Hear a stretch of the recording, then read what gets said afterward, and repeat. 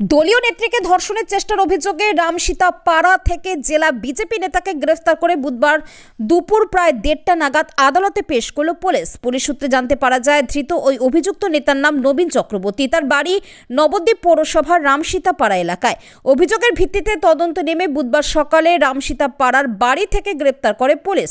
এরপর তার বিরুদ্ধে ধর্ষণের চেষ্টা, মারধর, হুমকি সহ একাধিক ধারায় মামলা রুজু করে পেশ করা হয় নবদ্বীপ আদালতে জুডিশিয়াল ম্যাজিস্ট্রেটের এজলাসে। পুলিশ ও স্থানীয় সূত্রে জানতে পারা যায়, গত 12 ডিসেম্বর বিজেপি নদিয়া সাংগঠনিক জেলা দক্ষিণের সহসভাপতি নবীন চক্রবর্তী দলীয় এক নেত্রীকে ধর্ষণের চেষ্টা করে বলে অভিযোগ। এই ঘটনার প্রতিবাদ করলে ওই নেত্রীকে মারধর ও হুমকিও দেয় বলে অভিযোগ। এরপর গতকাল অর্থাৎ মঙ্গলবার সন্ধ্যায় নির্যাতিতা ওই নেত্রী নবদ্বীপ থানায় অভিযুক্ত নবীন চক্রবর্তীর বিরুদ্ধে লিখিত অভিযোগ দায়ের করে।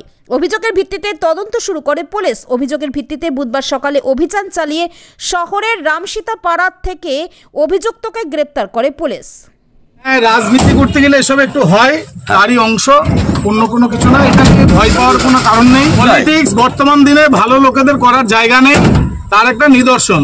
তা সেই কারণে এটা নিয়ে দুশ্চিন্তিত আমি নয় একদমই। আমার বিরুদ্ধে যে ধরনের মামলা দিয়েছে, যারা দিয়েছে আর যে ধরনের ভাষায় লিখেছে, তার সঙ্গে কোনো বাস্তবতার মিল নেই। বাস্তবিক বর্তমান দিনে ভালো রাজনীতি করতে চাইলে তাদেরকে বিভিন্ন চক্রান্ত করে ফাঁসানো এটারই একটা কারণ। তাদের কি অভিযোগ সঠিক আমি জানি না। যিনি অভিযোগ করছেন তিনি মহিলা মানুষ, আমার কিছু বলার নাই মহিলাদের বিরুদ্ধে। এতদূর বোধহয় করালো ওনার জন্যই ব্যাপারটা। তো ওনাকেও ব্যক্তিগত জীবনে সাবধানতা অবলম্বন করতে হবে। আমরা চাই না নোংরামি কথা বলতে, আমরা চাই না কেউ নোংরা হোক, কাউকে নোংরা বানাক।